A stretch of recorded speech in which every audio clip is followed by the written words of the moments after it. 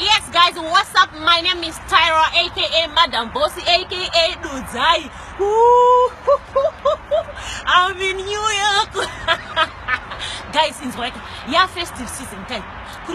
Wanda mabiko, my graduations, my weddings, my chico, my party, my birthday party, Christmas party. UK murikwero. Kwane inonzi CK2 catering. Vanokubikira chikafu chinonaka. Umana zvinobohwa seko kuti ndiwo muridzi weevent, ndiwo muridzi weparty, ndioda kuona kuti vanhu vadyere, uda kubika. Ayo, muchabikira vanhu vakanzwa mudumbu mani. Ha? Makuita zvimasupu zvezve sirai vanhu veCK2 vakubikira chikafu chemafihlongo. Ndakachidya kai munondudze kune zveCK2. CK2 inobika fange butternut rawo kadya butternut rawo so ndipo unonzwa kuti yeah.